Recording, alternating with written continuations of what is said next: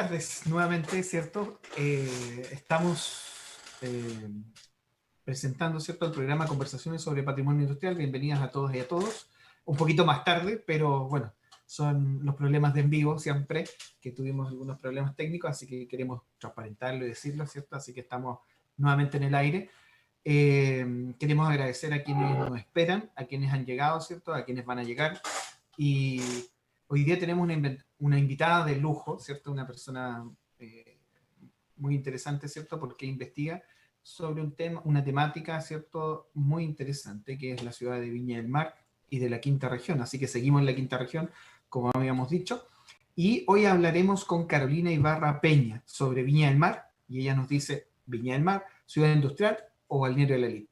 Así que, pero antes de pasar a presentar a Carolina, ¿cierto? Quisiéramos decirle y contarle un poco de cómo es este programa. Este programa es un programa en vivo que trata sobre patrimonio industrial, que dura aproximadamente 40 minutos de conversación y 20 minutos de preguntas, ¿cierto?, de nuestro público, que lo puede hacer a través del YouTube del Museo del Limarí y también a través del YouTube de Amigos del Tren, para hacerle a Carolina, en este caso, ¿cierto?, las preguntas o las dudas que ustedes pudieran tener o los comentarios también que nos quisieran señalar. Este es un programa, ¿cierto?, que se realiza desde el Museo del Limarí, del Servicio Nacional del Patrimonio Cultural y Amigos del Tren, que colaboramos, ¿cierto?, para generar esta nueva propuesta y ampliar un poco el espectro de patrimonio, ¿cierto?, que realiza el museo. Se emite todos los miércoles entre las 7 y las 20 horas, y el objetivo es ofrecer a la comunidad, como señalamos, un espacio de reflexión sobre el patrimonio industrial, ¿cierto?, chileno, a través de entrevistas a investigadores, cultores, ¿cierto?, personas que hayan trabajado, ¿cierto?, la temática sobre patrimonio industrial. Y hoy día, ¿cierto?, como habíamos dicho, tenemos a Carolina Ibarra, quien es profesora de la Pontificia Universidad Católica, historiadora y feminista. Ha investigado sobre la historia local, sobre la microhistoria y ha publicado libros y artículos en revistas nacionales y extranjeras sobre estas temáticas. Destaca, ¿cierto?, entre sus trabajos el libro Una memoria para los refineros de 2013, una investigación realizada desde el relato oral de los ex trabajadores de la Compañía de Refinería de Azúcar de Viña del Mar, CRAB, y para indagar, ¿cierto?, sobre la composición de los barrios obreros de la ciudad, y el libro, ¿cierto?, también, que ha permitido trabajar, ¿cierto?, sus investigaciones. También tenemos otro libro que ella ha trabajado, ¿cierto?, 100 años del Palacio Valle, de 2017, publicación colectiva de varios autores, donde trabaja el estado de la ciudad de Viña del Mar a comienzos del siglo XX. Parte de su investigación de magíster, ¿cierto? Y actualmente ella está cursando el doctorado. Su tesis doctoral es sobre Viña del Mar industrial. Así que Carolina también es parte de un colectivo que se llama Autoras Chilenas Feministas, AUCH, y del ciclo feminista de lectura en Viña del Mar, columnista en medios locales como La Juguera Magazine, del sitio web o del sitio web Ciclo de Lectura Feminista, Historia y Feminismo, y este año fundó Fábrica Textil Editorial, una microeditorial digital, obviamente, con textos a precio libre. Pero eso no es todo. Además, realiza ciertas labores de docencia, ejerciendo como jefa del departamento del Colegio Británico San Margaret y como docente en la Pontificia Universidad Católica de Valparaíso. Así que queremos darle la bienvenida a Carolina y dejamos estos minutos para que pueda saludar un poco a la audiencia que nos está siguiendo a través de las plataformas de YouTube.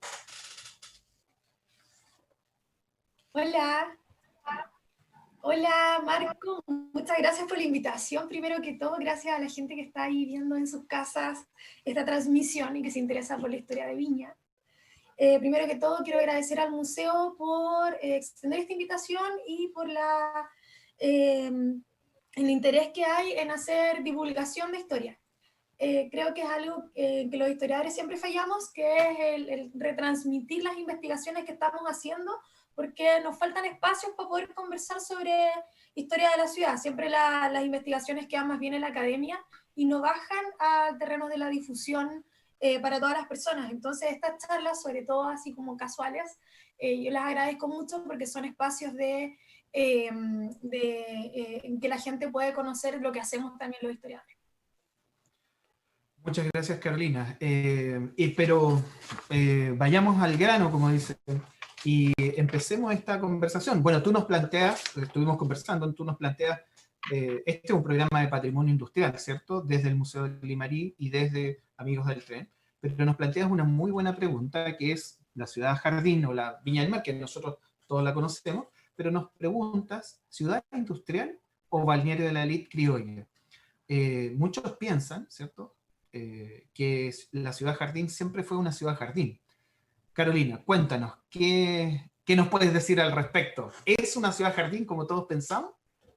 Sí, no. La historia de Viña del Mar comienza más o menos como en 1855. Lo que nosotros vamos a ver es la instalación de una ciudad o el comienzo de una ciudad producto de la gestión de un ferrocarril.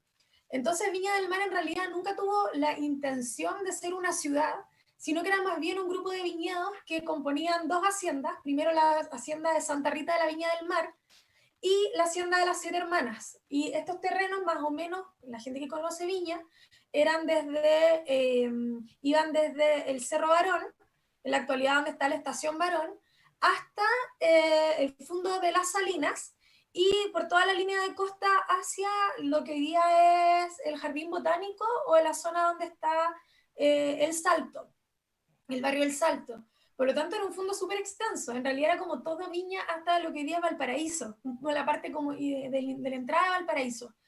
Y estos dos fondos se dejan o dividen el fondo para poder pasar esta línea de ferrocarril para poder construir el primer tren que iba a llegar desde Valparaíso a Santiago. Ahí me están ayudando gracias con la Con las presentación. imágenes. Interesante decir que, claro, como tú dices, o sea, el ferrocarril, interesante decirle a la gente que nos está escuchando, ¿cierto? A las personas que nos escuchan, que el ferrocarril se construye de Valparaíso a Santiago en 1852, como tú decías, o sea, es de Valparaíso a Santiago y no de Santiago a Valparaíso, Correcto, se construye como todos dicen. desde Valparaíso a Santiago y nosotros tenemos varias fuentes interesantes que hablan al respecto. Por ejemplo, hay un diario de Benjamín Vicuña Maquena que cuenta y él relata un día de tren. Es una crónica de viaje. Entonces él relata un día de tren y cómo es viajar en el tren desde Valparaíso hacia Santiago y con todo lo que va viendo en las estaciones. Pero más allá como de la anécdota que relata Benjamín Vicuña Maquena, va dejando también algunos como antecedentes de cómo se percibe la construcción de este tren y la utilidad que va a tener para esta ciudad. Y justamente la utilidad del tren es una utilidad de la industria, tiene una utilidad para la industrialización, no era un tren de personas, era un tren que se hace para poder trasladar mercaderías desde Valparaíso hacia Santiago. Ese era el objetivo. Entonces se va construyendo por partes. Lo que sí, cuando nosotros vemos como Viña del Mar, cuando aparece como ciudad, aquí tenemos el origen histórico de la ciudad que casi siempre nosotros los indicamos, ¿cierto? A José Francisco Vergara y Mercedes Álvarez. De hecho, José Francisco Vergara, todo tiene su nombre. La Quinta Vergara, el Palacio Vergara, la Plaza Vergara, todo tiene su nombre en las calles, en la ciudad. Y este personaje llega a vivir a Valparaíso para poder hacer algunas construcciones, y entre esas termina enamorado de Mercedes Álvarez, que era hija de unos inmigrantes portugueses, que eran los dueños de esta hacienda de Santa Rita de la Viña del Mar. Se termina casando con ella, y estos terrenos después son entregados se divide el fondo para poder pasar el ferrocarril. Cuando esto ocurre, todos los terrenos que estaban alrededor comienzan a ser como arrendados, dados en concesión, pero sin ninguna formalidad. Entonces, entre el año 1855 y 1874, el intendente de Valparaíso, que era Francisco Echaurren, le pide a José Francisco Vergara que regularice esto. Le dice, esto ya tiene pinta de una ciudad. Entonces, la idea es que podamos regularizar estos planos de la ciudad y que fundes una ciudad como corresponde. Así se suponía que iba a ser. Carolina, pregunta, mira, yo creo que obviamente como Valparaíso no tiene plan, la ciudad fue creciendo hacia los planes, ¿no? O sea, había un plan en esa zona y a lo mejor ahí se pudo asentar de mejor manera. ¿Es un poco así? Es un poco así, pero no tan así, porque en realidad lo que vamos a ver más adelante, porque acá tengo los terrenos de fundación, a ver, creo que ahí puedo llegar, que es... Hoy día Viña del Mar luce así. En la actualidad esto es Viña, tenemos acá, ¿cierto? El Sporting, como para la gente que no es de Viña se puede ubicar, acá está como el mall, que es como uno de los hitos que tiene la ciudad hoy día, el Muelle Vergara, el Casino de Viña y el Reloj de Flores. El tren iba desde Valparaíso hasta hoy día que aparece acá la Quinta Vergara, que es la estación Viña del Mar, que tenía el mismo nombre como estación Viña del Mar, hoy día es la estación de metro.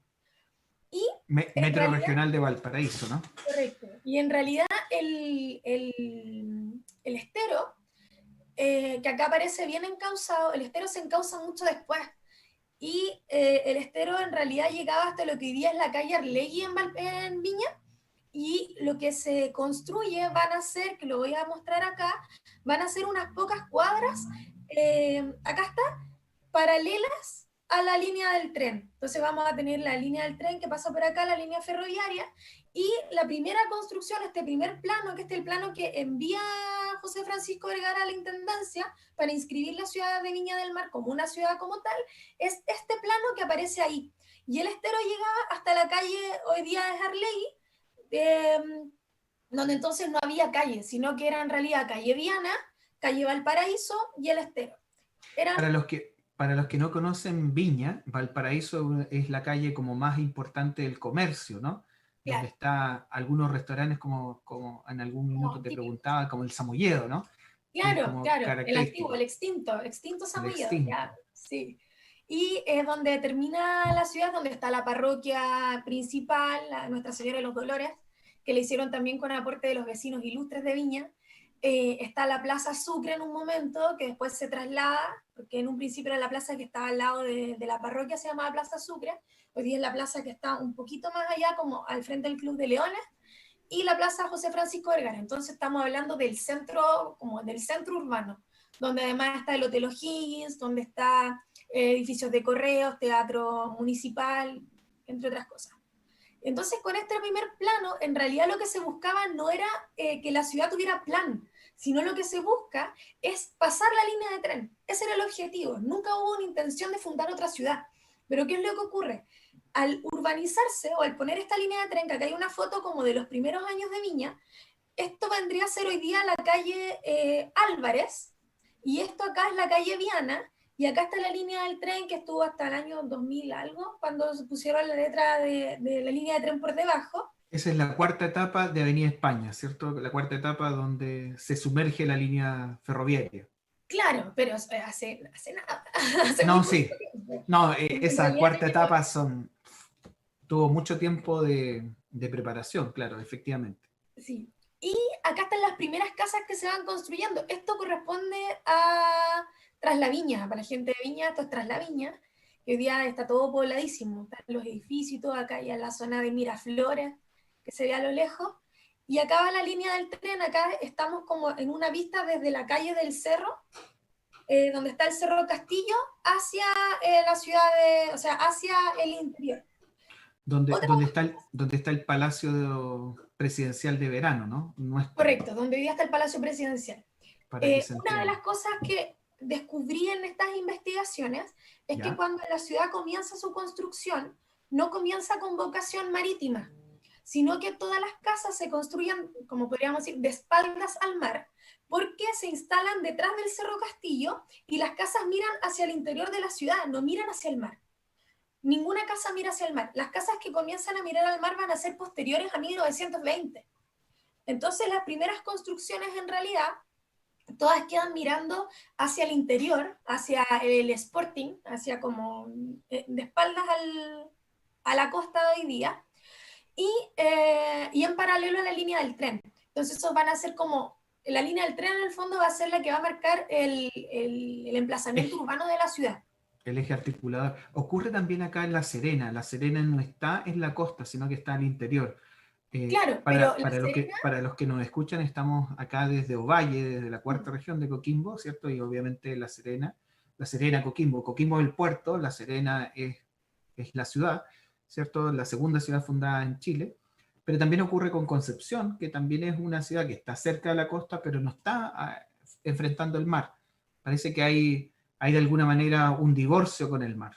Es que ahí pasan dos cosas. La primera es que La Serena es una ciudad de fundación colonial, entonces responde a otro tipo de construcción que tiene que ver con otro como otra motivación, que es la de dejar alojado o dejar marca en el territorio, marcar un hito en el territorio, como conquistar el territorio, apropiárselo. Perfecto, Entonces perfecto. tiene otra idea. Y lo segundo es que la idea de ocupar el mar, como hacer uso recreativo del mar, es una idea súper moderna y es una idea que va a partir como recién en el siglo XIX en adelante.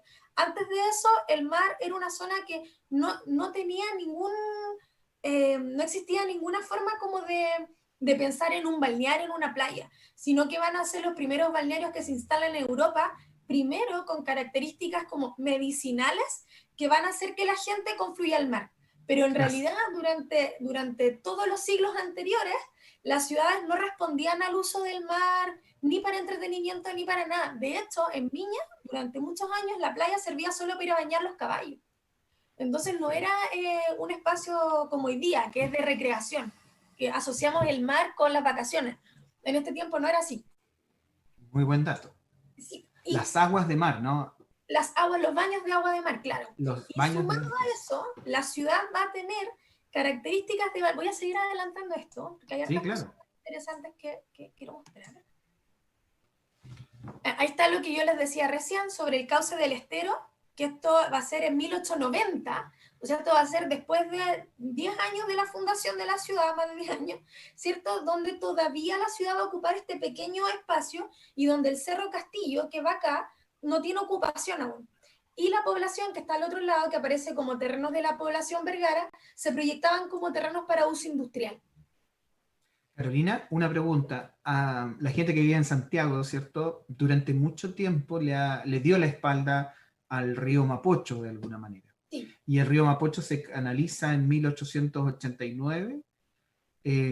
Esta viña en un primer minuto le dio la espalda al estero sí, porque y el se estero canaliza. tampoco se utilizaba.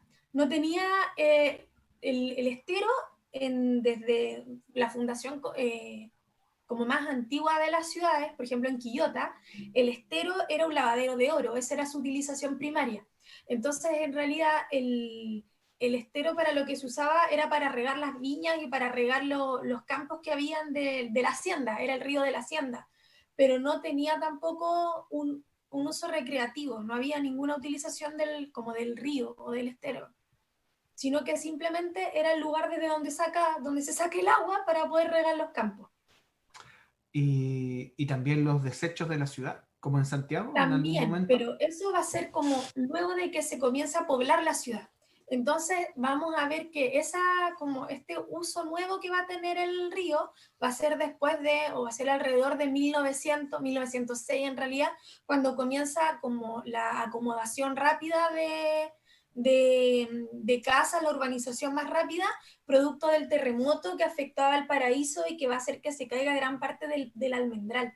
Entonces, eso es lo que hace que la gente migre hacia Viña del Mar, pero cuando ya era una ciudad. Entre Perfecto. 1850 y 1890 nosotros solo vemos aparición de estas grandes casonas y las industrias alrededor. El terremoto de 1906 de Valparaíso, ¿no? Sí, quiero avanzar, a ver. Claro, acá ya está la población Vergara porque este plano es de 1910. Entonces acá ya estaba organizada la ciudad en los usos que iba a tener. Y las líneas de tren que atravesaban la ciudad para este momento ya eran dos, o sea, tres en realidad. Primero la que habíamos visto, que es el eje de Viana Álvarez. Segundo, una línea de tren que partía desde el Muelle Vergara, que se había construido el Muelle Vergara, hasta el centro de la ciudad, que ya vamos a hablar de eso. Y una tercera línea de tren que venía desde Concón y llegaba también hacia la zona de lo que hoy día es la estación Hospital, por ahí, en el centro de Viña, donde está el Hospital Gustavo Frique. Sigo. Acá está ya. Ay, no, antes que eso, está acá. Esta, esta postal está rescatada de memoria chilena y es el cerro, yo estoy como mirando desde Aguasanta hacia el Cerro Castillo, con las primeras construcciones de casas, y estas casas están mirando hacia el centro de Viña del Mar. Entonces, acá hay una foto de cómo se comienzan a lotear, se notan los loteos de terreno, están como los cercos, ¿cierto?, levantados, y además cómo las viviendas van a ser, en una primera instancia, cuando se funda la ciudad, como segundas viviendas o viviendas de veraneo o viviendas donde se iba a pasar, en las fuentes dice, la temporada, que era la temporada estival, y donde se instala luego el Sporting Club, porque va a ser el lugar del centro de la vida social de las personas que van a poblar las casas en Viña. Entonces hay una paradoja en la ciudad, porque a la par que se va construyendo como una ciudad de élite, como esta idea de un espacio de descanso, no balneario, sino un espacio de descanso para la élite, a la par se van construyendo las industrias. Entonces, ¿dónde va a veranear la élite? La élite va a veranear al Sporting Club, donde se hace el picnic lunch, donde se juega cricket, donde se juegan las carreras, y se construye toda una vida urbana o usos o prácticas de la ciudad en torno al hipódromo que se construye también con nombre inglés, pues, se llama Sporting Club. Como el equipo Esta de es la fútbol siguiente también, que me ¿no? gusta. Esta es del tranvía. La estación de tranvía se construye después en la ciudad. Esto corresponde a donde está la Plaza Sucre. Ahí estaba la vueltita del tranvía, como el retorno del tranvía. Y estos van a sustituir a los antiguos carros de sangre, que eran los carros estos tirados por caballos que venían desde Valparaíso a Viña, por lo que se llamaba el Camino Plano, que después va a ser Avenida España, y que va a tener un uso como súper constante, pero aquí ya va a ser cuando la ciudad ya tiene harta población. Entonces ya no va a ser como este primer uso que se había dado, que eran solamente viviendas sin utilización. Y esta foto nos muestra cómo después en 1906 se inaugura el Camino Plano, y esta es una fotografía que aparece en el diario La Defensa, que es un diario de Viña del Mar, que tiene poquitos números, y muestra cómo se inaugura el Camino Plano el 4 de febrero, y estas casas que siguen existiendo en Viña, siguen existiendo ahí en la Avenida España, Que son de madera, ¿no? son de madera, son los chalets de veraneo. Entonces, Perfecto. aquí es cuando ya comienza a existir esta idea como de las casas, algunas mirando al mar, pero van a comenzar con la construcción de Villa Moderna, que es un espacio que compra este terreno Teodoro Lowy y funda este como barrio nuevo que va a ser Villa Moderna, y lo que después es el barrio Recreo, que están Recreo. ahí pegadas mirando al mar, sí. Para la gente que no conoce Viña o que no, esto es como Avenida España, ¿no? Avenida España y está la línea ya doble vía, ¿no? Entre Valparaíso Y Viña, y Viña, ¿no? sí. Eh, Todavía sin las vías elevadas que hay hoy día, porque hoy día hay no, vías claro. elevadas sobre la línea del tren. Y esta foto a mí me gusta mucho, porque esto es Viña del Mar en 1930. El casino de Viña que aparece ahí se funda, o sea, se construye en 1900, antes de 1930, y se inaugura la noche del Año Nuevo entre 1929 y 1930. Se nota en esta foto las industrias que hay en la población Vergara y el muelle al final. Entonces es una postal que nos habla de esta dualidad que tiene Viña del Mar y donde la playa no aparece.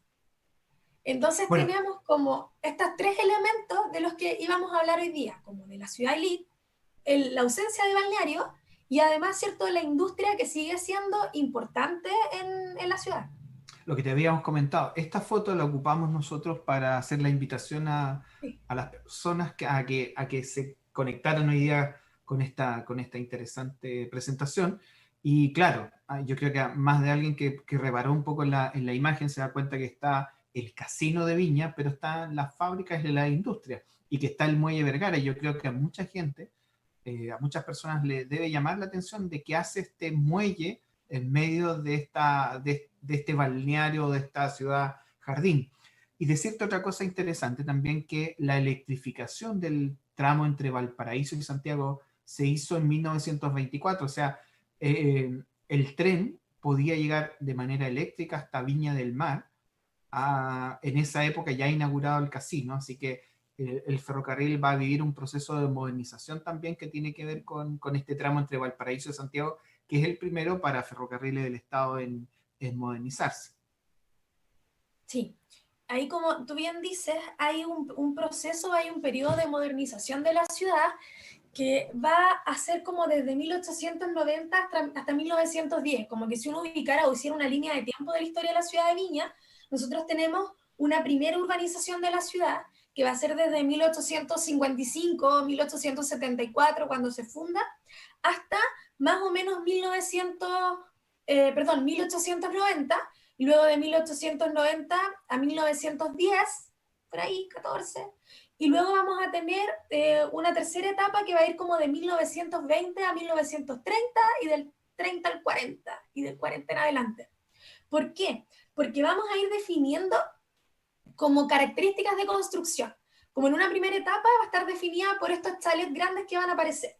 Después va a haber una segunda etapa donde se va a instalar la industria que mejor investigado, que es la compañía de refinería de azúcar de Viña del Mar, que es la CRAM, y donde con su construcción comienza una modernización súper rápida de lo que en ese momento era la ciudad de Viña, que corresponde solo al centro de la ciudad, una modernización muy rápida, y vamos a hablar de esa industria en particular, y del estilo también que había de industrialización.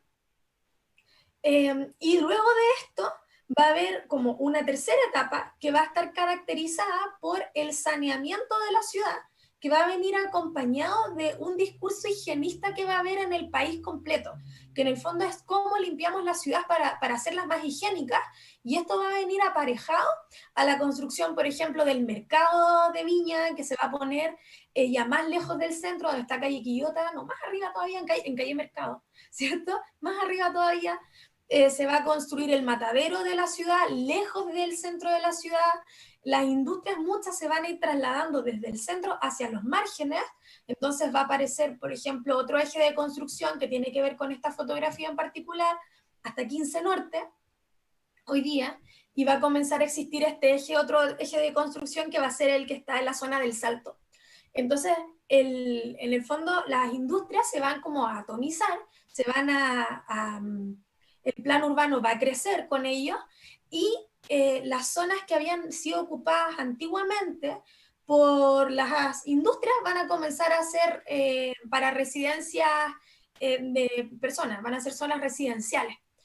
Y el centro que antiguamente había sido como el centro residencial va a pasar a ser el centro comercial de la ciudad. Entonces vamos a tener como un reordenamiento del plan urbano. Y con eso, ¿por qué decía 1930? Porque aquí vamos a tener como un hito importante, que es que con la elección, de esto lo hablábamos ayer, con la elección de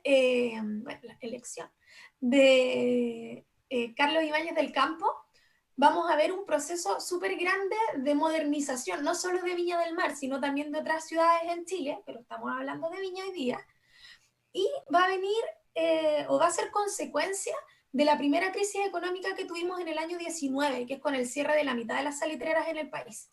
Entonces, ¿qué va a hacer Carlos Ibáñez del Campo? Va a comenzar a pedir un préstamo muy gigante, muy grande, y con esto va a construir el Casino de Viña, se va a construir el Palacio Presidencial que se llama Ir al Mar en el Cerro Castillo, hay plata para construir el Cap Ducal, se modernizan algunos puentes de la ciudad, el Teatro Municipal, el Hotel O'Higgins, y toda la ciudad se vuelca o comienza a aparecer esta idea. Primero aparece la idea de una ciudad de descanso, esa es la primera idea.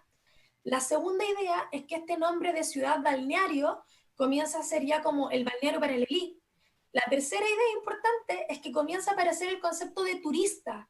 Todas las fuentes que he revisado del periodo se comienza a hablar del turista que viene a Viña, que no había aparecido antes tampoco. Y lo cuarto es la firma del Código del Trabajo que va a dar origen a las vacaciones en Viña. Pues no solamente en Viña, sino en el país. Eso es importante. Tres preguntas, Carolina. Mira, Sí. hablaste un poco de Ibáñez, obviamente. Ibáñez tuvo la intención de a lo mejor de copiar a lo mejor otro modelo, a lo mejor en Estados Unidos, de hacer inversión pública, ¿no? Sí. Lo segundo, hay una revista que se llama Revista en Viaje de Ferrocarril del Estado, que es del 33 al 73, que habla un poco del turismo, si es que no existía el turismo, pero la empresa habla del turismo, y, y se hace de alguna manera ese proceso. Y lo tercero, el tiempo, bueno, el tiempo que el ferrocarril también permitió demorarse entre la capital y la quinta región, porque también pensando en la época colonial que hablábamos al principio, ¿no? Se demoraban 2 días los carruajes más livianos, pero con el tren se demoraron horas, 3 horas y fracción, mucho menos, 2:45 lo menos que el tren se podía demorar. Así que eso en términos de tiempo, que para los jóvenes y para las personas más jóvenes, ¿cierto? Eso es demasiado tiempo porque hoy día entre Valparaíso y Santiago son menos de 2 horas, pero el tren eran 3 horas fácilmente, 2:45 lo menos, pero son 181 kilómetros de distancia. Esos tres elementos son interesantes, que nos pudieras contar un poco el Sí, es tema de la inversión de Ibáñez, ¿no? Sí, esos elementos, o sea, la idea primero del turismo es una idea que va a ser súper moderna y que aparece en las fuentes, no existía el concepto de turista y la gente comienza a hablar del turismo. En Viña, previo a esto, ya existía un hotel, estaba el Gran Hotel Viña del Mar, así se llamaba, y el Gran Hotel es el que da origen a esta idea de ciudad balneario, un hotel, porque las piscinas que había en el hotel se ocupaban agua de mar para poder hacer baños de temperados y baños de agua fría, pero eran baños de agua de mar. Entonces esto va a ser como el origen de la ciudad balnearia, de la idea de ciudad balnearia, porque el balneario era este lugar para bañarse, no era la idea del balneario como playa, sino la idea para bañarse. Y ya existía este hotel, por lo tanto ya podríamos haber pensado que era una ciudad como con vocación turística, pero se pensaba en una ciudad para el descanso dominical. No era una ciudad todavía, como no existía el concepto de las vacaciones, que es un concepto súper moderno, no se podía hablar tampoco de la idea del turismo. ¿Por qué si se habla del turismo desde 1930? Porque se intenta fomentar el turismo, hay planes de Ibáñez que vienen aparejados con el servicio de turismo, y además de eso la ciudad se prepara con mobiliario urbano para recibir a los turistas.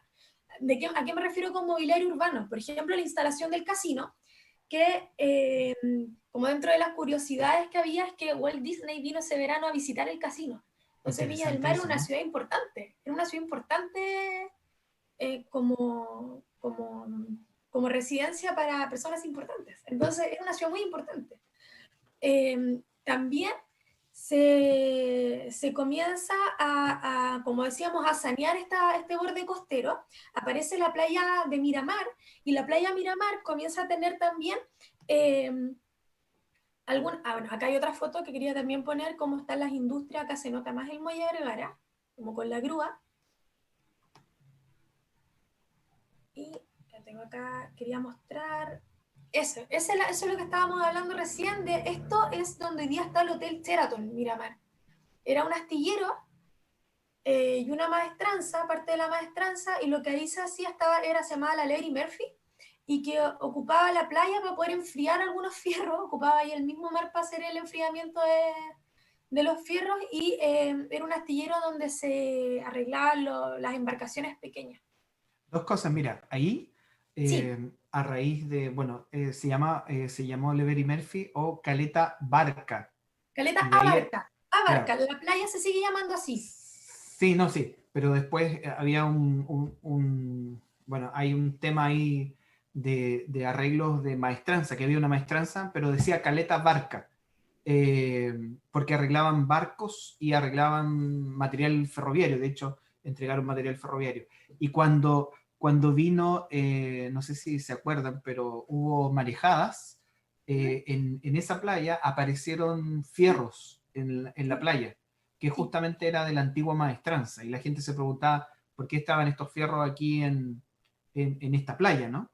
Eran de la maestranza porque se construyó un rompeolas para que el mar no llegara y no se llevara las embarcaciones. Entonces hay todo un rompeolas, un sistema que se hizo de fierros también, que están ahí como en el borde de la playa en Caleta Barca y la playa Miramar, que es ese pedacito que está al lado del Castillo Wolf. Acá hay una foto de cómo era la avenida Miramar antes de que existiera el Castillo Wolf, que el Castillo Wolf debería estar acá, antes de que existiera el Cap Ducal, que debería estar como por acá, y acá debería estar el Hotel Sheraton, y ahí se nota parte de los barquitos del astillero. No sé si se alcanza a ver. Perfecto. Este camino no era abierto como es hoy día. Hoy es un camino abierto que uno termina en el reloj de Flores y sigue hacia la Avenida España. Este camino no era abierto. se dinamita el cerro, que esto estaba el Cerro Castillo no era una isla, sino que estaba unido al Cerro de Recreo, a la parte de calle Los Baños hoy día. Y este cerro se dinamita para que pueda pasar el tren por en medio. Entonces, eh, esta, esta fotografía a mí me gusta porque muestra, ¿cierto?, toda esta, o sea, la idea de la ciudad industrial, junto con estos chalets grandes que están arriba del cerro, y junto con los autos y en el fondo el uso que hace la élite de la playa. Acá también están estas tiendas, se ven las tiendas, y las personas que ya están haciendo uso de la playa, como tal. Acá hay otra fotografía de los barquitos del astillero. Ahí tienen que pensar hoy día que está el hall del Hotel Sheraton. Y esto es de lo que yo quería hablar hoy día, que es como la investigación más grande que he hecho, la más grande, que es sobre la refinería de azúcar. ¿Por qué? Porque la refinería de azúcar tiene varios hitos que son súper importantes para la construcción de la ciudad. Nosotros siempre hemos hablado de que la familia Vergara es como la familia fundadora, pero ellos dieron el nombre nomás a Viña del Mar, según yo. Porque Bueno, para mí, la mayoría de los mortales como nosotros creemos sí, efectivamente que la familia Vergara es fundadora de la ciudad, pero claro, son los también los fundadores. más viejitos y viejitas se deben recordar que en Viña se producía azúcar y uno se pregunta, ¿pero por qué se producía azúcar? Bueno, no solamente en Viña, en Valparaíso, había muchas industrias. Entonces, como tú contabas, y ahí uno va relacionando que Viña, Valparaíso, finalmente eh, eran ciudades industriales finalmente, y llegaban muchos productos. Hay que pensar que no existía el canal de Panamá, ¿no? El No, canal de y Panamá es por una eso, cosa y por eso, contemporánea. claro, por eso Carolina, Valparaíso tenía esta como como era una ciudad muy cosmopolita, porque teníamos la bolsa de comercio, teníamos eh, los almacenes que estaban todos pensados en guardar cantidad de productos, de materiales y todo que venía del extranjero, porque éramos el primer puerto, no el primer puerto en importancia, sino el primer puerto en distancia. Desde que uno cruzaba el estrecho de Magallanes, Valparaíso era el primer puerto grande que había para los, poder alma- alojar los almacenes fiscales que dices los tú, almacenes. que además son monumento nacional y también son patrimonio industrial. Mira, También, sí, increíble. están ahí en la parte baja de Playa Ancha. Y De cuando se Valparaíso. hizo la entrada por Camino La Pólvora, Sí, se quisieron intervenir y ahí hubo oposición para mantenerlo. claro, de hecho el camino pasa ahora por arriba de los almacenes fiscales, pues no se tocaron, están ahí Perfecto. abajo todavía, pertenecen a la Armada. Y la Están, CRAP era otra industria. ¿Qué significa CRAP? la CRAM está ahí arriba, Compañía de Refinería de Azúcar de Viña del Mar. Esta era la puerta de entrada. Hoy día la CRAM está ubicada en lo que hoy es el rodoviario de Viña, ahí donde está el espacio urbano, donde está ese mall y hay varios edificios, partía más o menos por ahí, ese era, como en la puerta de entrada estaba ahí, pero la refinería comenzaba desde la línea del tren, desde la estación de tren Viña del Mar, hasta lo que hoy día es calle Simón Bolívar, que colinda con el hospital de Viña del Mar. Entonces era una industria súper grande, no era una industria pequeña, era una industria grande que ocupaba como mucho espacio de la ciudad. Hoy día hay un montón de edificios ahí. Y ese Además, terreno estuvo por mucho tiempo desocupado. Hace pocos años se empezó como a además, construir. Carolina, la perdimos un poco. No sé si... Ahí ¿Sí? está. No, además tú nos contabas que la misma compañía tenía una línea de tren Sí, que de iba a eso vamos a dónde. hablar. Esta compañía o la forma de industrialización que habían en Chile eran súper diferentes este estilo de industria a las industrias que se hicieron del año 38 en adelante, porque respondían a fundaciones de extranjeros. Por ejemplo, la CRAP fue fundada por un alemán. Entonces, la forma en que ellos tenían de pensar la industria era muy distinta a las formas en que nosotros estamos acostumbrados a pensarlas en Chile. Y por lo mismo, se entendía que estas industrias ocuparan gran espacio porque no era solamente la colocación de la fábrica, donde se fabrica el producto, donde hay manufactura, sino que además se piensa en todo un complejo que dé bienestar a los trabajadores de la industria. Entonces, esta compañía, además de tener el espacio de fábrica, tenía un salón de billar, tenía además un salón de palitroque, tenía un teatro que era el Teatro Craft, que no solamente lo ocupaban los trabajadores de la refinería, sino que se ocupaban para varias cosas y varios eventos en Viña. Tenía también una cancha de fútbol, tenía una piscina olímpica, que era la piscina Craft que estaba en 8 Norte. Hoy día en 8 Norte está el Hotel San Martín, y al frente del Hotel San Martín hay unos edificios, y en el medio hay un cuadrado como bien grande, que hoy día es una plaza, está tapada, una plaza de cemento. Ahí estaba la piscina. Entonces todo ese lugar, además de las canchas que estaban cerca de 8 Norte, toda la CRAP ocupaba muchos espacios en la ciudad, muchos. Y junto con esto, como pensaban en dar bienestar a los trabajadores, tenía escuelas dentro de la misma refinería, y había creado un espacio que se conocía como la Ciudadela, que fueron habitaciones obreras para los trabajadores. Luego de eso se construyó una segunda población, cuando esta población ya no dio abasto, que se hizo atrasito, que es la población Riesco, y está en Simón Bolívar con Estación Hospital. Luego se hizo una tercera población que Más está, al interior, para que la gente nos entienda, más al interior, claro, más hacia el más interior al del interior, mar. más bien, claro. Y luego se hizo una tercera población que queda muy cerca, subiendo el cerro donde está el hospital de Viña, el hospital Gustavo Frique. Atrás de ahí una segunda, una tercera población ya, que se llama Eduardo Taitus, y luego se hizo una cuarta población que es Villa Dulce Cra. Entonces, las, la, las industrias en Viña, no solamente la Kraft, sino que otras industrias como Oxiquim, que también Lever, eh, y Textil Viña, no solo fueron como ocuparon el terreno para poder tener sus industrias, o sea, no solamente son importantes por eso, sino que además son importantes porque ayudaron a la urbanización de la ciudad. Y hoy día los barrios que quedan son barrios que todavía pertenecen, y las casas pertenecen a ex trabajadores de esas industrias. Está el barrio de la Textil Viña en Benidorm arriba, está toda la meseta del Gallo, que está ocupada por trabajadores de Oxiquim y Lever. Acá en el terreno de Santa Inés también tiene trabajadores, y los barrios que ya he nombrado, que son de la refinería de azúcar. Entonces la ciudad completa, como que la clase alta se acomoda donde ya la hemos visto, cerca de la línea de tren, pero las clases medias o clases bajas se instalan en los cerros, pero son poblaciones impulsadas por las mismas industrias o con ayuda de los capitales de la industria, para que a los trabajadores les fuera más fácil tener vivienda. Entonces son otra forma de entender la vida la vida urbana, y es otra forma de entender la vida obrera también, que es súper distinta a lo que nosotros vemos desde el año 40 y luego en el año 60, de cómo se industrializa, que hay una precariedad en la vida de los trabajadores que es súper grande. En este siglo XX, ¿cómo se van relacionando esta vocación que va derivando hacia lo recreacional, hacia lo de balneario, que no es balneario, y versus esta industria, ¿no?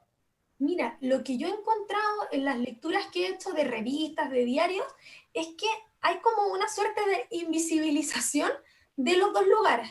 Cuando la élite escribe sobre la élite, no habla sobre los problemas que ve en la ciudad, no habla sobre la suciedad, sobre lo que está, no sé, el polvo, me imagino que haber habido en la industria. No habla de eso, habla solo de el billar donde se van a encontrar, de lo que van a hacer en el club, del picnic del día domingo.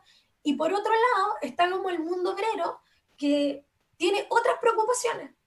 Creo que he encontrado pocos textos donde se mezclen ambos mundos. Por ejemplo, en una revista donde existe la preocupación de crear viviendas obreras desde la élite para los trabajadores, que se hacen una especie de casas estilo cottage que se van a poner en la población Vergara. Y luego encontré otros textos que hablan sobre el derecho de las mujeres obreras de poder ir a los baños de mar, igual que las mujeres de la élite, y que no se les prohíban unas horas, unos ingresos, sino que sea como con libertad de todo. Entonces, es bien paradojal, porque es como que tuviéramos dos ciudades en la misma ciudad.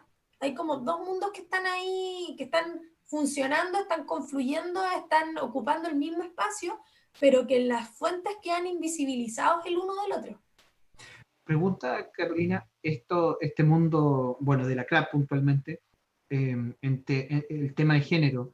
trabajadores hombres, mujeres, ¿había una diferenciación o se mezclaban, estaban presentes los dos mundos? ¿Qué has podido recabar al He respecto? podido encontrar en las fuentes de trabajo, a ver, las fuentes en general son escritas por élite, entonces cuesta encontrar información del mundo obrero para la historia de Viña en particular. eh, las publicaciones que hay son súper cortas, por lo que en general están como informadas los grandes problemas que tienen los obreros en general, pensando en un marco de sindicalización, de mutuales, como en ese marco histórico, en ese contexto. Y sobre las mujeres obreras, yo por lo menos he encontrado muy poca información, solamente he encontrado algunos pasquines que hablan de eso, donde hay preocupación de la vivienda y sobre el uso del mercado y otras cosas. Pero las mujeres que se escriben son las mujeres del lead, porque hay revistas dedicadas a eso. Entonces ahí hay una diferencia súper grande sobre la literatura que se produce en el periodo para la clase alta y para la clase baja, que en realidad como no es difícil o sea, no es de extrañarse tampoco que sea esta diferencia tan grande en cantidad de publicaciones. Yo creo que lo que más me ha costado encontrar son publicaciones donde aparezcan las obreras. Una pregunta técnica. ¿Con qué se producía el azúcar? Porque en general en Chile, en el siglo XX, se promueve la remolacha como un elemento fundamental para la producción de azúcar y que, bueno, tú lo debes saber mejor que yo, la sustitución de importaciones y la Sí. remolacha es un elemento. Pero ¿con qué se produce el azúcar en Viña? Ya. Aquí yo tengo una foto de la vista en la refinería, está el tren, ahí están los carritos de tren, y este tren llegaba desde el muelle Vergara. Por la CRAP se construyó el muelle Vergara. ¿Por qué se hizo? Porque el azúcar que se refinaba era azúcar de caña, pero acá en Chile no hay caña. Entonces se trae el azúcar cruda y acá se refina. Por lo mismo, el precio del azúcar era muy carísimo, era muy caro el azúcar en Chile en general. Y además de eso, se trae también el carbón para poder refinar el azúcar. Entonces tenemos dos elementos que son de introducción a la ciudad, los dos se traen en estos carritos de tren y van a quedar o van a pasar por lo que hoy día es como 12 Norte y luego doblan por calle Quillota y bajan por el puente Quillota hacia la refinería de azúcar. Y con esta caña de azúcar se hacen hartos productos distintos. Se hace primero el azúcar refinada, ¿cierto? Para echarle al té. Se hacen cubitos de azúcar. Se hace además almíbar, que se lleva a las otras industrias que están en San Felipe, que son conserveras. Hay también una fábrica de licores y luego con el proceso de industrialización por sustitución de importaciones, que después de 1938 se comienzan a producir otros productos como el Fortesan, que algunos conocerán. Y también después de 1960 comienza a existir otra planta de la refinería de azúcar en Penco, que esa sí va a ser de remolacha porque se encarece el precio de la importación de la caña. Mira, interesante. A ver, ¿qué más? Mira, te cuento, Sí. antes que sigamos, no, bueno, nos mandan hartos saludos. Nacocho está mirando, ¿cierto? Dice Sergio Basáez, dice, seca la profesora Carolina. ¿Ah? También te manda saludos Katia Galvez, Romina Díaz, ¿cierto? Javier Bustos, y también Francisca Contreras, que trabaja con nosotros, también te está mandando saludos. Ay, muchas Y hay gracias. una pregunta, Diego Bugueño pregunta, no sé si lo podemos responder al tiro, pero Sí, sí. te la señalo. Él pregunta, ¿se podría vincular el Festival de Viña con esta tradición de ser un punto recreacional? No. No. No, comienzan como dos actividades independientes. La ciudad de Viña del Mar va a tener después un cierre de las industrias a partir de 1960 y el Festival de Viña es súper posterior. Entonces va a comenzar como con una siguiente vocación que va a tener la ciudad, que es mantener la idea de ciudad balneario, pero después comienza con este eslogan de ciudad jardín. Entonces es otra la idea que hay a la base del Festival de Viña, que es en el fondo ya la ciudad, cuando ya se entiende como una ciudad de recreación, hay un autor que habla sobre las arquitecturas del ocio que se construye, comienza a existir el Festival de Viña, pero es como en un cuarto o quinto momento, cuando de hecho las industrias ya no tienen protagonismo en la ciudad como en este momento. Bueno, bueno, tú nos habías contado y nos habías señalado que el código del trabajo es fundamental para entender el tiempo libre, ¿cierto? Porque muchos de los trabajadores en Chile trabajaban de sol a sol, 14 horas al día. de domingo a domingo, y además en muchos lugares no se le pagaba en dinero. En Sí, las salitreras se le empezó a pagar en dinero, entre comillas, con fichas. sí.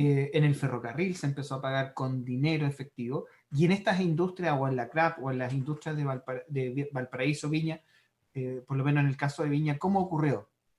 Ya, en el caso de la refinería de azúcar y las industrias en general, como tenían esta forma que pongo acá como industria de organización de la vida obrera, las industrias generaban un respaldo laboral, no solamente contractual, o sea, en términos de que los trabajadores firman un contrato, sino que además en beneficios y prestaciones que hacen las mismas empresas o las mismas industrias a sus trabajadores, sean capataces, sean obreros, o sea, no importa. Y dentro de estos respaldos, o sea, primero, una de las cosas es que se paga en plata, ya no se paga en fichas. En mí ya no se paga en fichas, no existen las pulperías entonces, sino que se genera este intercambio comercial donde los obreros también forman parte. La segunda cosa importante es que al tener este respaldo económico que viene de las mismas empresas, por ejemplo, los obreros de la CRAB, en la investigación que hice, yo hablé con ellos, conversé con hartos obreros, eh, me contaban que tenían facilidades de crédito en la ciudad y que esta hizo que muchas de las personas pudieran tener como un mayor poder adquisitivo porque la CRAB respaldaba el trabajo, sabían que no los iban a despedir, por ejemplo. Es más, en la CRAB la gente entraba a trabajar y luego sus hijos también llegaban a trabajar a la misma refinería. Y como todavía hay más, porque los mismos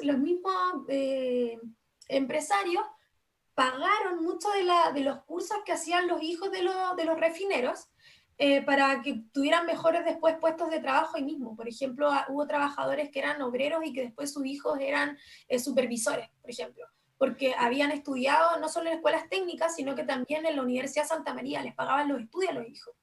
Era mano de obra especializada, o eran Correcto. obreros especializados, que me imagino, tú me puedes corregir, aprendieron a leer, sabían leer, escribir, y aparecen, yo me imagino, ¿cierto?, las primeras organizaciones obreras ligadas eventualmente a la industria del azúcar en Viña, ¿no? Sí, justamente. Lo primero es que aquí yo les tengo dos fotos que son del casino social que tiene la refinería.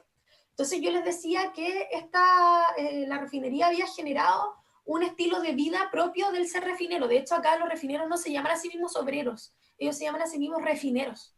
Tienen como una identificación con la industria que es súper alta hasta el día de hoy.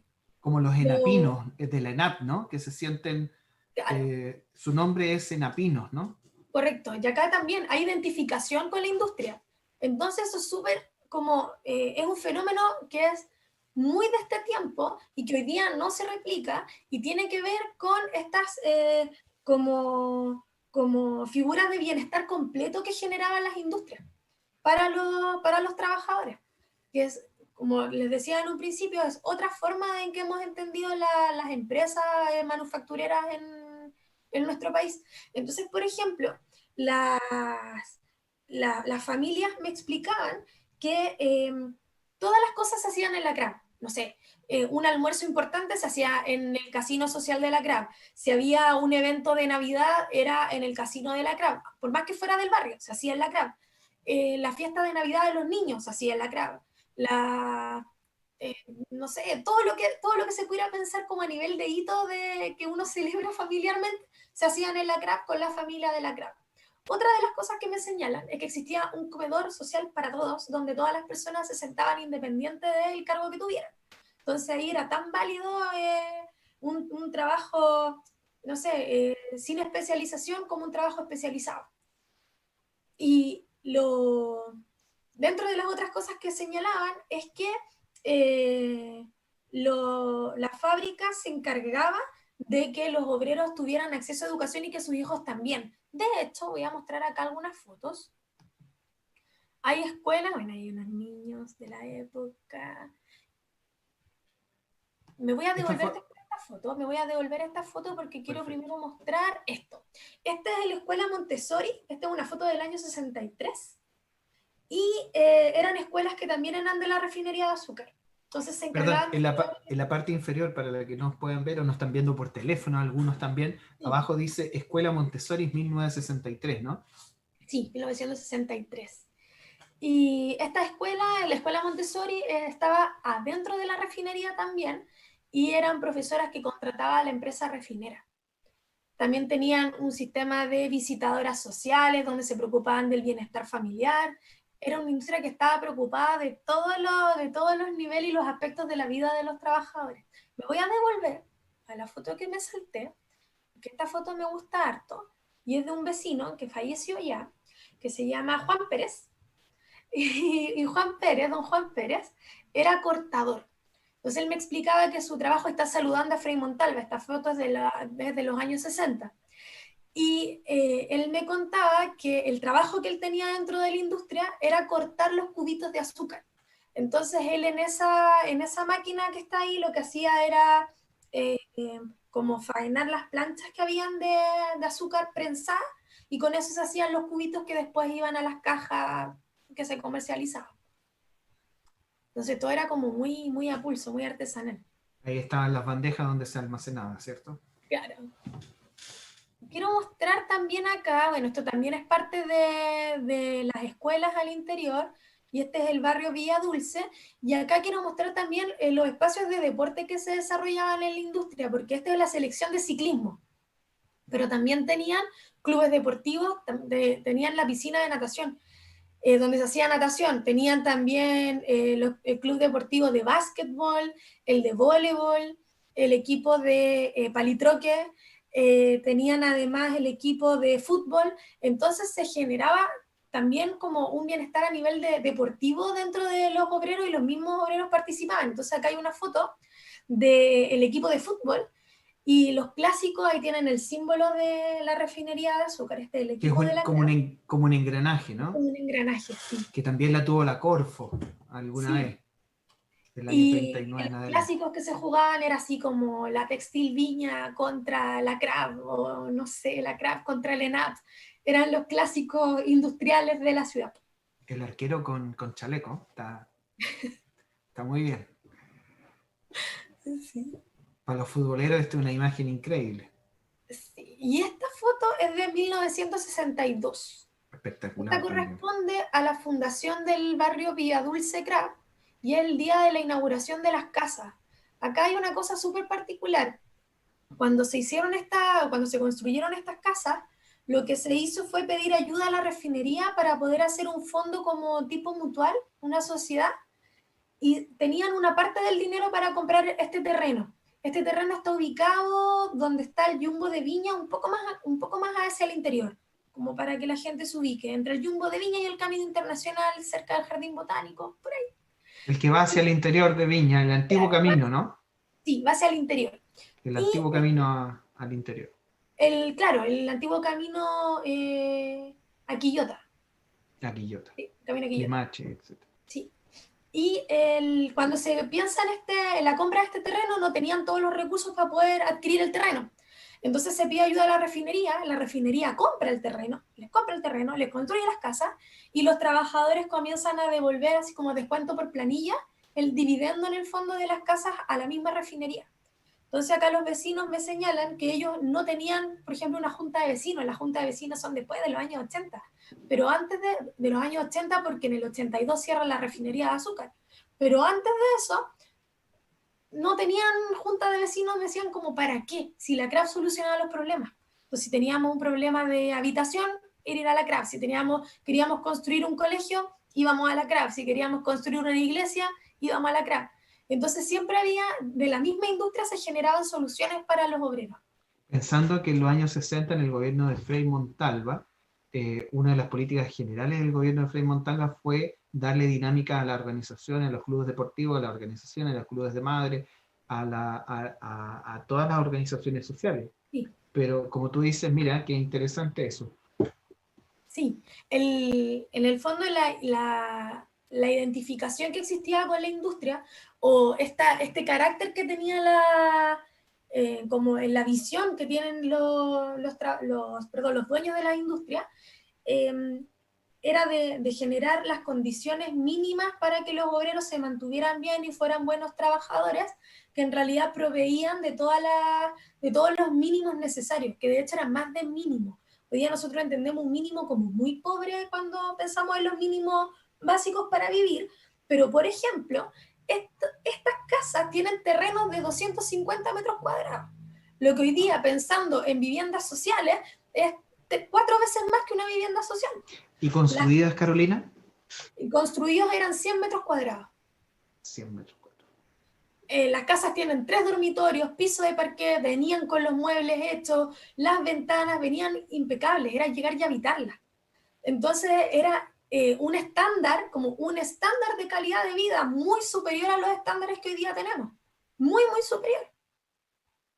Y no era gestionado desde los mismos obreros, sino que era el estándar de vida que pensaban que tenían que tener los obreros para poder vivir.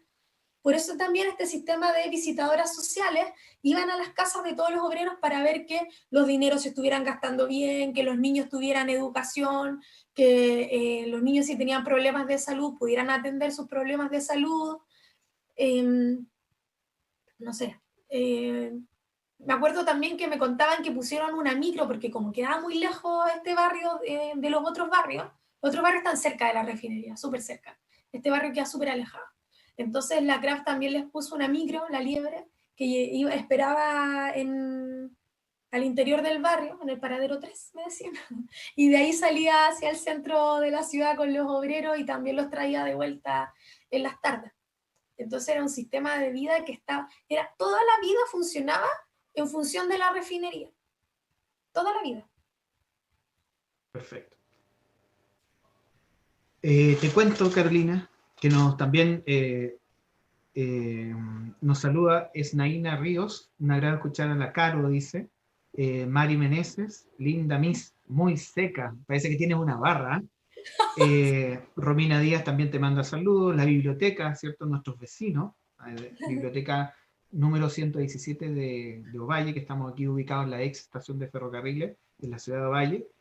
También nos manda saludos, ¿cierto? Muchas gracias. Vero dice, siempre aprendo cosas nuevas gracias a Carolina. Sole Peña, un saludo desde Villa Dulce Craft. Mira, nos están escuchando desde ahí. Qué bonito. Carmen Gloria, ¿cierto? Hace una pregunta, a ver si la podemos contestar, Carolina. ¿Por qué se vincula la compañía de luz con la CRAP? ¿Por qué se vincula la compañía de luz con la CRAP?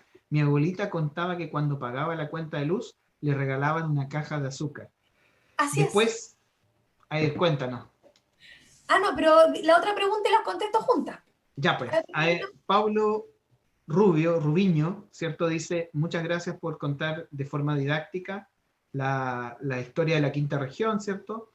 No conocía, dice Seba Mancilla, no conocía la verdad oculta de Viña del Mar, interesante. Y Romina Díaz, ¿cierto? Nos dice la familia en la CRAP, es la mejor historia de Viña del Mar. Y Ignacio Riquelme, ¿cierto? Muy buena charla. Saludos nos manda, ¿cierto? Pero Gracias. esa pregunta teníamos, a ver si nos puede Ya. responder solo esa pregunta. Ok. Cuando comienza la refinería, nosotros teníamos que se usaba el carbón porque era el año 1800 y todavía no se usaba electricidad.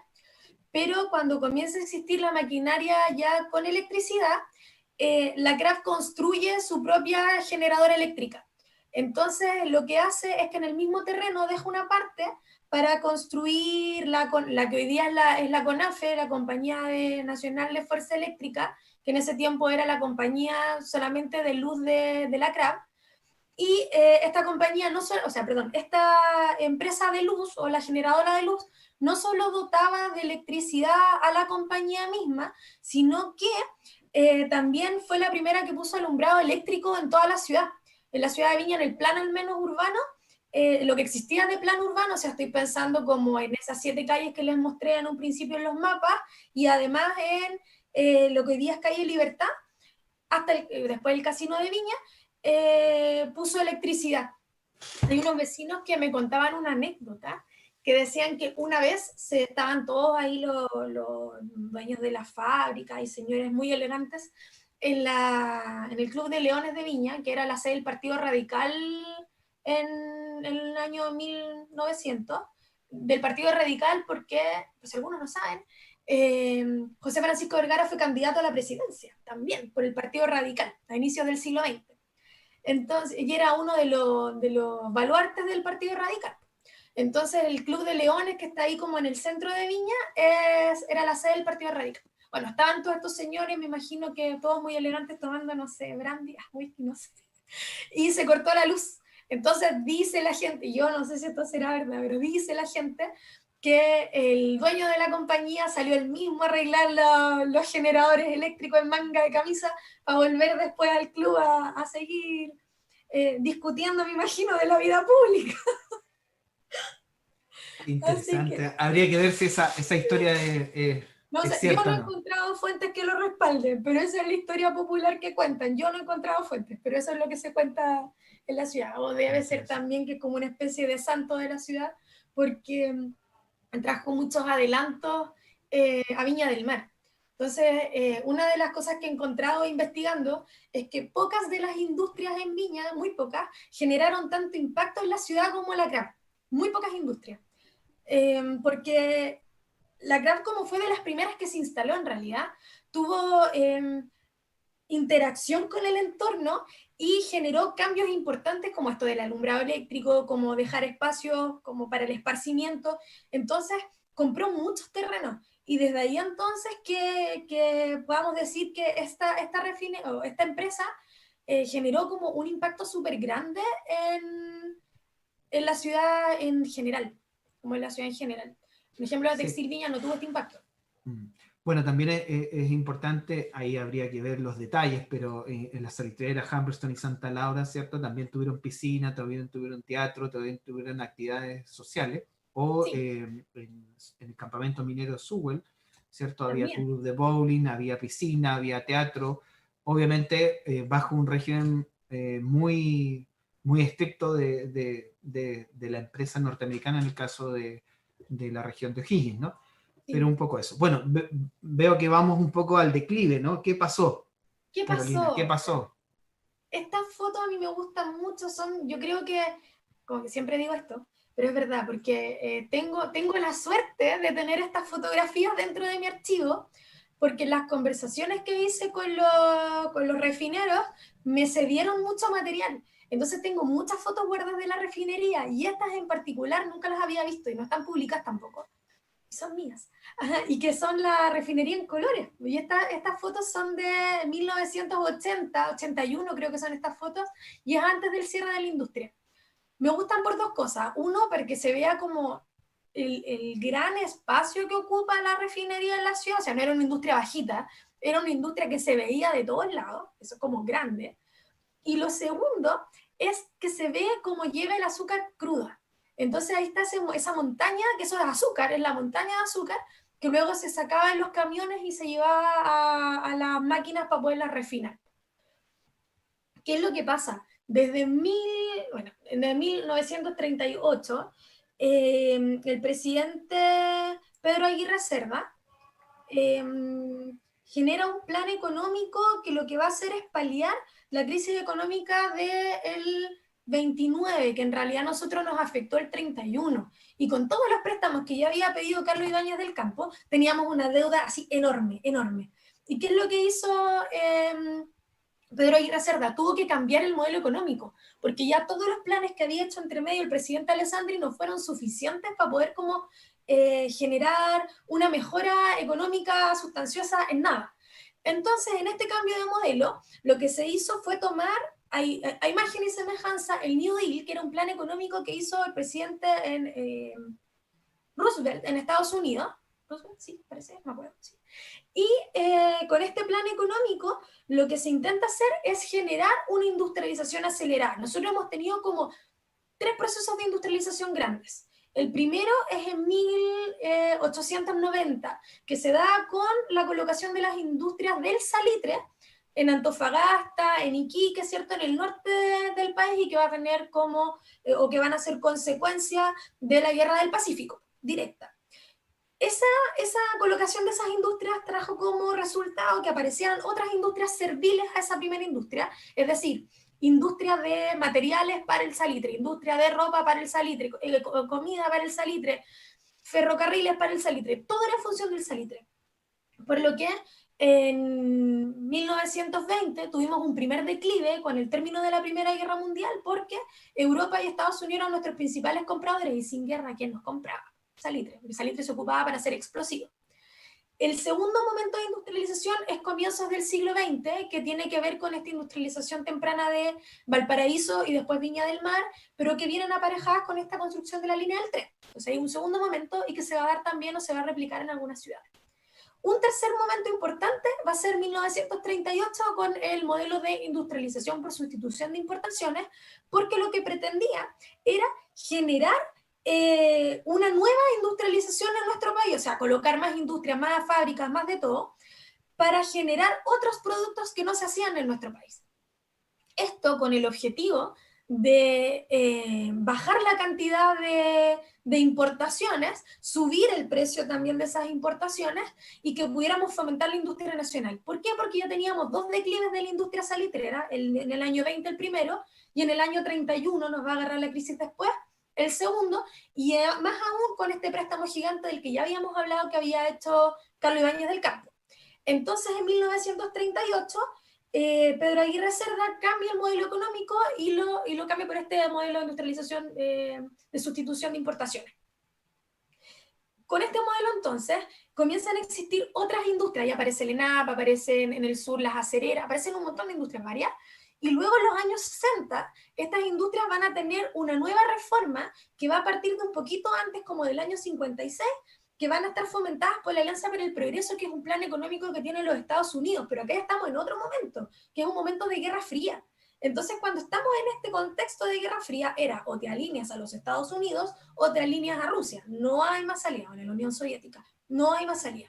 Entonces, Estados Unidos, que ya había visto qué es lo que había pasado con la Revolución Cubana, lo que hace es generar rápidamente un plan económico para hacer que las economías de América Latina no se volvieran al comunismo. Entre eso, entonces, genera este plan, y con esa platita lo que se hace es reformar el modelo ISI, y con esta reforma se tienden a poner capitales nuevamente en otras industrias. Se conoce ese tiempo como la reforma de los gerentes, creo, en la historia le pusieron esos nombres así como épicos.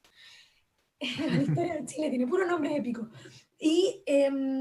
Y con esta nueva como en este nuevo impulso que va a tener la industrialización, van a aparecer en el sur empresas remolacheras. Llegamos a todo esto para hablar de la remolacha. La CRAF se intentó sumar al modelo de las remolachas, que era mucho más barato, pero según ellos era un azúcar de menor calidad nutritiva, en términos de nutrientes, y menor calidad también en toda la producción. Pero Dice la mucho más barato. Industria Azucarera Nacional, IANSA, que es una Correcto. empresa del Estado, con Correcto. remolacha. Aparece Eso la es. llanza. Correcto. Exactamente. Y en el año 80, ¿qué es lo que ocurrió? Hubo un nuevo declive económico a nivel mundial con la guerra del Golfo, y la crisis del petróleo que se generó. Entonces vamos a tener ya, ahí también ya había un nuevo modelo económico, el modelo neoliberal. Entonces, sumado al modelo neoliberal, sumado a este modelo de privatizaciones, sumado al precio de la remolacha que va bajando, a la masificación o a la apertura comercial que va a hacer que ingresen más productos a nuestro territorio, con el declive con el declive que van a haber a nivel internacional por los precios, la subida, la alza de los precios del petróleo, entre un mal manejo de capitales que se va a hacer al interior de la industria, finalmente la industria va a tener que cerrar, porque ya se encareció la producción y ya no se sostiene la importación del azúcar de caña para poderla refinar acá, el azúcar crudo para poderla refinar. Era carísimo. Y lo que va a hacer finalmente es cerrar la industria en el año 80 junto con todos los trabajadores. O sea, de las otras industrias en Viña.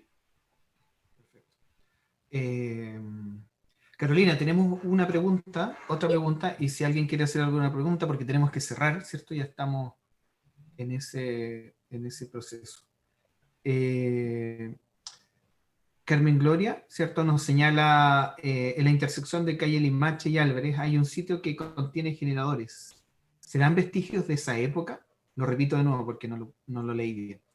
En la intersección de calle No, Limache con Álvarez, ¿cierto? Hay un sitio que contiene generadores. ¿Serán vestigios de esa época? no lo sé. No lo sé si son de esa época. Me parece que son posteriores. No tengo certeza. Sí, no tengo certeza. Lo siento. Sí, no está bien.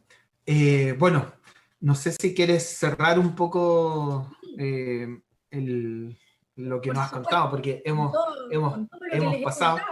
hemos pasado por una muy buena historia de Viña y un poco su vocación industrial. Esa respuesta del principio, ese reto que nos hiciste, ¿cierto?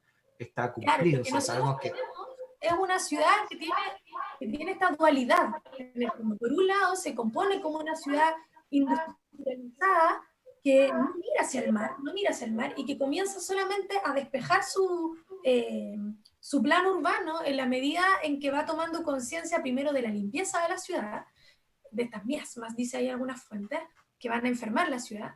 Y lo segundo es el discurso que habíamos hablado de higienista, que lo que tiene o lo que trae es el saneamiento de la ciudad completa y la aparición de las vacaciones. Entonces tenemos como estos dos momentos que son los que van a hacer o van a dar imagen de esta ciudad como balnearia. Igual hay una suerte de construcción de Viña como desde el imaginario, como desde el imaginario colectivo, que siempre ha tenido Viña como ciudad, el Versalles chileno, la ciudad de la élite. Hoy día tenemos el eslogan de Viña Ciudad Bella, pero que sigue siendo una ciudad donde las clases bajas están ocultas, donde no se visibilizan en el plano de la ciudad, donde no existe ningún compromiso, en este caso de la élite, bueno, sigue gobernando la élite, para esas clases como más desposeídas, y sigue existiendo precarización laboral. Entonces lo que vemos es un continuo en la historia de la ciudad, desde el origen hasta el día de hoy, en que nosotros tenemos una élite que funciona o se mueve en el centro de la ciudad, en los espacios visibles, y donde las clases más bajas quedan, ¿cierto? Hoy día detrás de los cerros, y en otro tiempo estuvieron en los cerros, que eran los lugares que no se visitaban, o detrás del río, como se hacía también en Santiago, que es como más allá del río la población Vergara. interesante también es señalar que Cartagena era el balneario de la elite, Sí. hasta el año 24 cuando llega el ferrocarril y le llega por tren a la Chusma, ¿no? Y quizás de ahí también puede derivar de los años posteriores a que Viña tenga ese rol que tú nos cuentas. Bueno, Carmen Gloria te vuelve a saludar, te dice muchas gracias. Marcelo Arancibia nos dice que también te saluda y cuánto ha cambiado la ciudad, señala Marcelo Arancibia.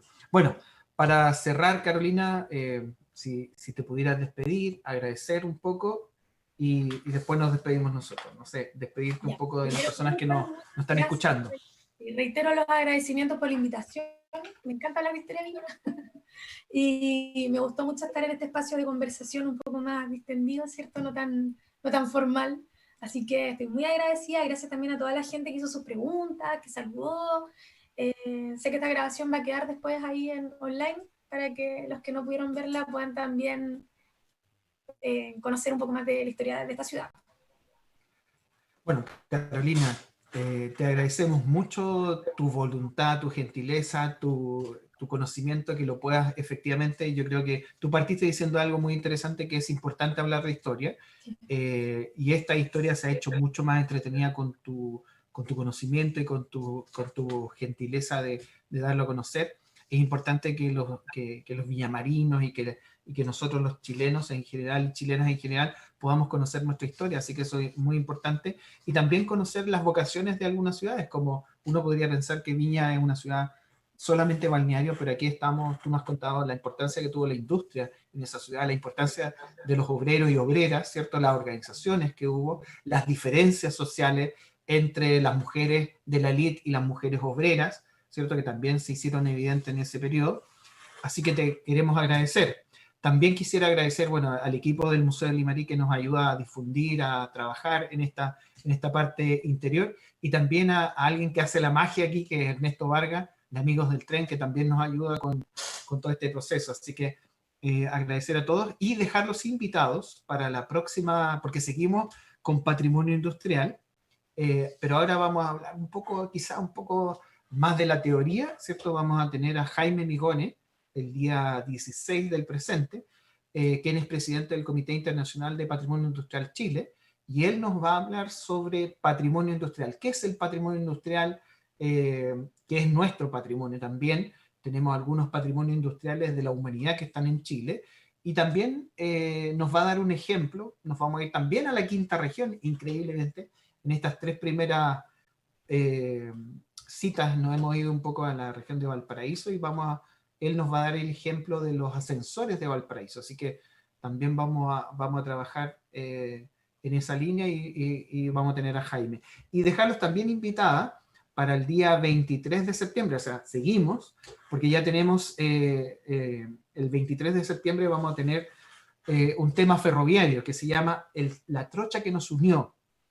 Y ahí tenemos a Carol Cabrera Castillo y Diego Bugueño Salvo, que son historiadores, que nos van a hablar de la trocha que nos unió, del ramal que hubo aquí en la región de Coquimbo, ¿cierto?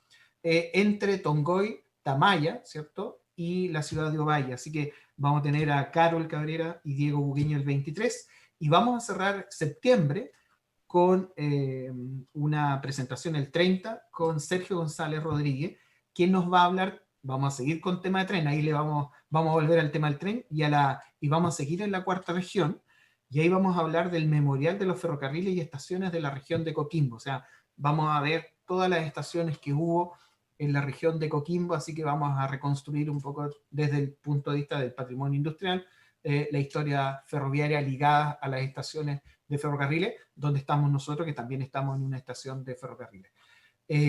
Los dejamos invitados para las distintas presentaciones que vamos a tener durante este mes de septiembre, y también decirles que el museo el 17 de septiembre cumple 57 años de vida, el Museo del Limarí, que tiene una larga data, fundado en 1963, así que ha trabajado durante bastante tiempo, ¿cierto? Fue organizado por vecinos y vecinas, como se ha señalado, ¿cierto?, de la ciudad de Valle, que